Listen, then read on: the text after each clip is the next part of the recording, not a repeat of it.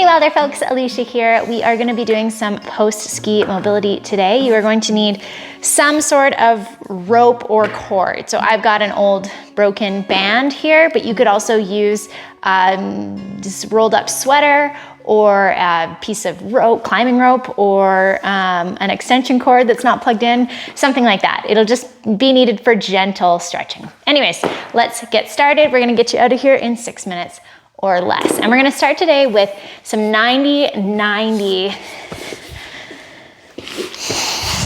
knee drops. So I want you with your feet nice and wide, wider than your hips, and you're going to lay on down. I know that feels good. Now we're gonna take our knees towards the ground in one direction, letting that back of the hip come off the ground as we let the knees fall over. Then we're gonna take our knees back up to the middle and go the other direction.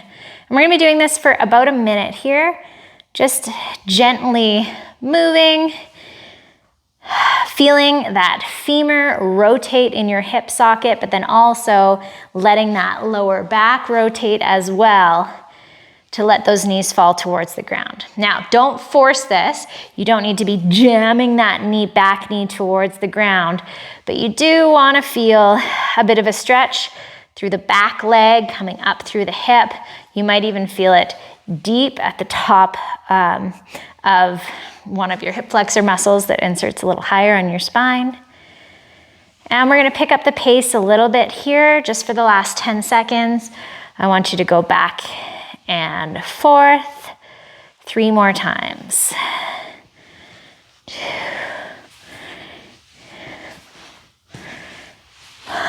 and 6. Awesome. Okay, this next one is a 90-90 kneel up is what I call it.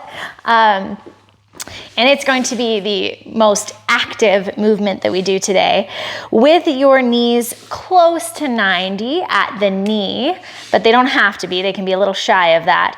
You want to roll your hips forward, squeeze your butt like there's no tomorrow. Come on up into an extended hip position.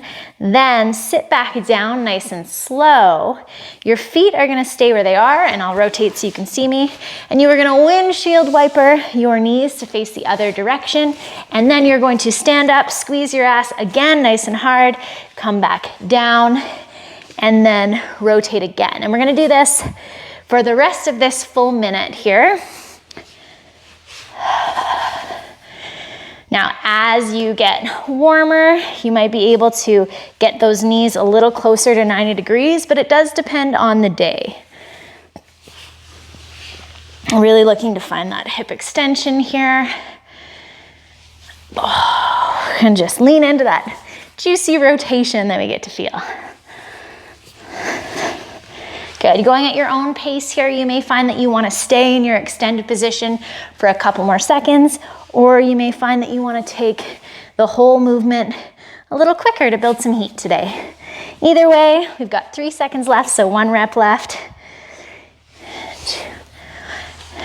Good, and you can shake that out. All right, we are going to lie down and use our bands now. A big thing I had from skiing a lot a few years back to back was tight and short calves.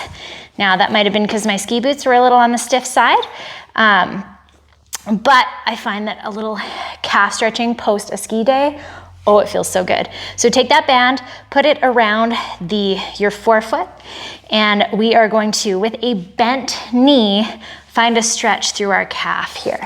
So you might have to search around a little bit, but I will get you to play with your ankle position to find that stretch. And now 10 times, we want to point our toe and our knee, and then come back down into a stretch again. So as you do this, if your rope doesn't have much play, you'll find that you're also straightening your arm. If your rope is more like a band, like me, I don't have to straighten too much my arm.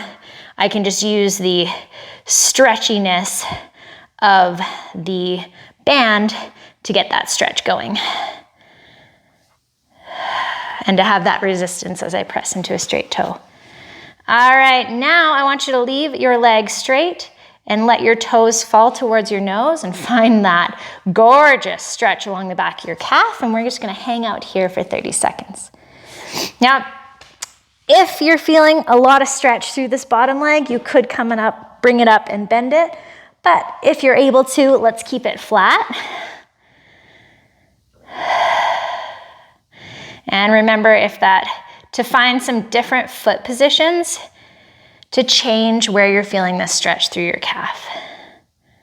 All right, now in this basically straight leg position, we are going to straighten our toes, point our toes, and then let them come back to our nose 10 times.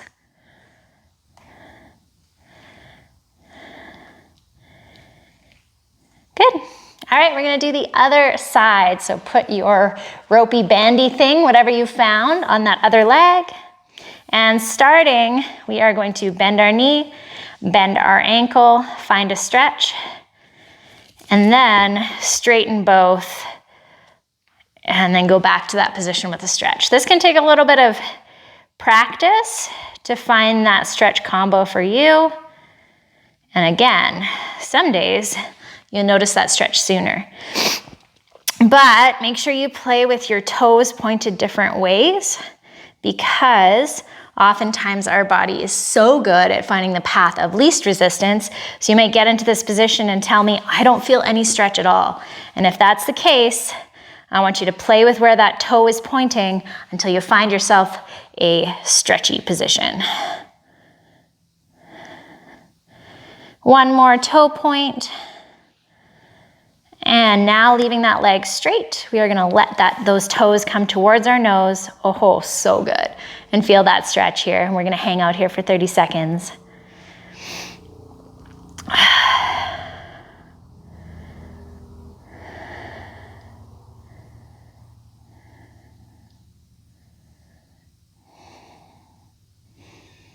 Good. Now, if you're finding that your calves are tighter and your ankles are less flexible because you've spent lots of time out on the snow, it might be worth it for you to find a couple calf stretches that you feel and then do them every single day.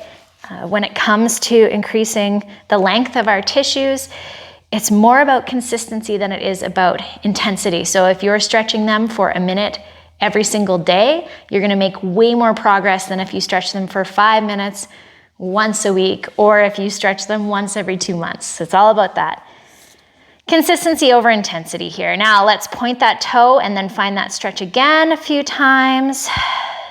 What we're doing here is actively using these new longer muscles through their entire range of motion. And that's also gonna help us make change in muscle length over time. One more.